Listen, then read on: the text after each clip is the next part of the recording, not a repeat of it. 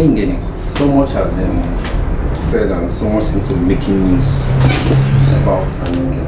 What seems to be happening? Well, the issue with Aningene, talking about the government forest reserve area in the Ubolu, Ela, and Akukibo axis, is actually something that is worrisome in view of the fact of the attitude of the investors and then the Ministry of Environment that is actually in charge of that forest. Our firm was engaged to look into the plight and possibly see how they can get have a remedy. The farmers, the local farmers there. We visited there, and we in the course of our investigation, we discovered that these settlers have been tenants there since 1978 under the then Bender State Ministry of Environment. They were given there by the government, and they've been tenants to the Ministry of Environment. They have been contributing tremendously to the economic well-being of that area, particularly Asaba. Ubon is referred as the food basket of the state capital.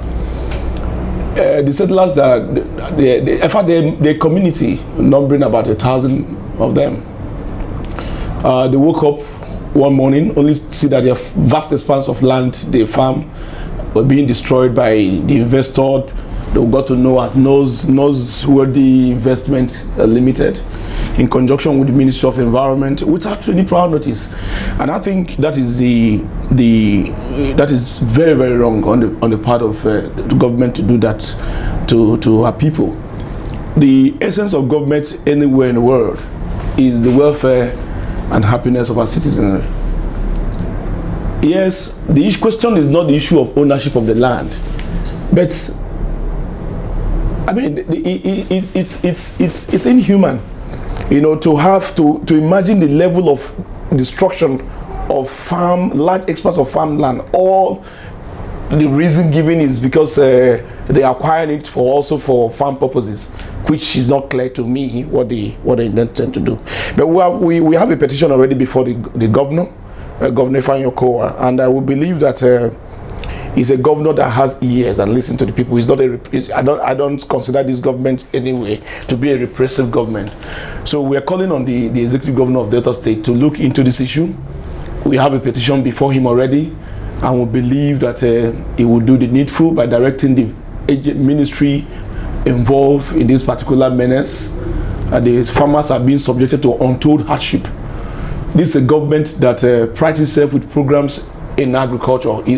As a matter of fact, I'm aware that this government has supported local farmers tremendously, and I don't see them also to be the one to go to the extent of subjecting these same farmers to untold hardship by depriving them of their source of livelihood. You know, we believe that the governor will listen to us, and he would treat this petition dispassionately. And then all the people are asking is to come to a round table with them, discuss with them, give them reasonable period of time, say a year or thereabout, to enable them to harvest their crops, you know, and then also compensate them. They have been farming on that land since paying rents to the government since 1978. I don't think it will be fair it's to displace them just like that. I think it will be very, very unfair. Considering the fact that when you hear civil servants in Delta State going to Ubolu to go buy food stuff, particular farm fresh produce, these farmers are the ones responsible for that. You know, so I think the government should look into this matter as a matter of urgency to avert needless litigation and also to avert needless crisis that may erupt because of this, because it's a clear case of oppression by NorseWorthy Company or Investment Limited or whatever the name they call them. I think they should quickly call these farmers to a dialogue. A dialogue should be the way out at this moment. information that some people were invading the farmlands, destroying our crops and all that. And we started looking for the people who are behind it. And we're told it was government, we were told it was this one who had different stories. And so that brings us, we're still on the issue right now. We're here, they are still there demolishing and destroying our crops, everything. There are a lot of orphans here, there are a lot of widows. The livelihood of the people here, they are predominantly farmers. That's what they do. And I actually came here on mission work, and that's how I bought into the idea of farming, because my people here are farmers. And I became one of them.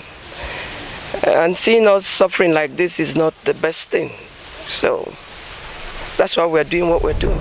If to forestall this crisis, is there anything you feel from the legal point of view that the government, that's the Ministry of Environment per se now, and the NorseWorthy Investment or Corporation would have done to? Yes, very well. In line with best global practices, issues of acquisition of land, there are procedures. But you see, ordinarily adequate notice should have been given, rather than just throwing a backdated notice at them and asking them to vacate within the next 7 days or 1 month thereabout. That is not proper. They ought to have been given adequate notice, inform the community that they want to take over this land, they want to see how they're going to benefit from the investors that are coming in and all that and all that. That was not done. The Ministry of Environment, who is their landlord, ought to have actually given. I'm not going to hold NorseWorthy Investment Company responsible for this. It is the Ministry of Environment, the Honorable Commissioner of Environment, ought to have directed through the appropriate department to issue proper notice and call these farmers, hold a meeting with them, tell them what's about to come, so that they can prepare. You know, this should not be allowed in the civilized world, particularly a state such as Delta State. I think we shouldn't be seen doing this kind of a thing. It's quite repressive. They make their living. If it's taken away from them, I don't know how the individual or government is going to feel. These are still the same people who voted. I came here to campaign for His Excellency, and I made sure my women casted their votes. I made sure that every one of them who had association with me voted. And I do believe that they voted. All of them casted their vote. So I want His Excellency to look into this matter. Because if there is nothing urgent done about it, we already have a lot of them sick. Look at that widow woman and her children. Look at the orphans. Look at the aged men and the women here. If every of this thing is taken away, can you imagine asking somebody within 3 weeks to evacuate a whole acre of farmland? It's not possible. I would want for them to give them at least 3 to 4 years, because they have seedlings already. Some of them are started clearing. Some of them, the ones that they planted, they are waiting to harvest. It's not easy. And it's not going to be easy on them. If you do... Yes. The demand is clear. Give them adequate notice. Say 1 to 2 years or thereabout. Pay them reasonable compensation for the destruction of those crops and then for displacing them. You see, if you look at Chapter 2 of the 1999 Constitution as amended, it talks about fundamental objectives and directive principle of state policy. If you look at particularly Section 14 of that provision, it talks about that sovereignty belongs to the people of Nigeria, from whom government through its constitution derives all its powers and authority.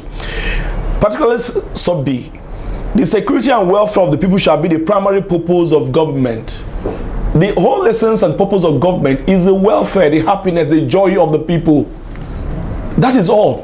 Whatever policy government wants to implement, it must be centered on the good of the human beings, the people. That's what makes a country. It's the people. So that is what, so the demand is clear. Pay them adequate compensation, displacing them. They have been tenants since 1978, contributing so much to the economic development of Delta states. Pay them that compensation, and then possibly, if you have alternative place for them, but all these are issues that can be discussed on a round table, and that's why we want to discuss with them. They should stop further destruction of their farmland. It's unjust, it's unfair, and I know that our governor, the people's governor, will not tolerate this. So I call on those who are responsible for this to quickly stop this action. It's inhuman. It should not be seen happening in a place like Delta State, not to talk of the state capital.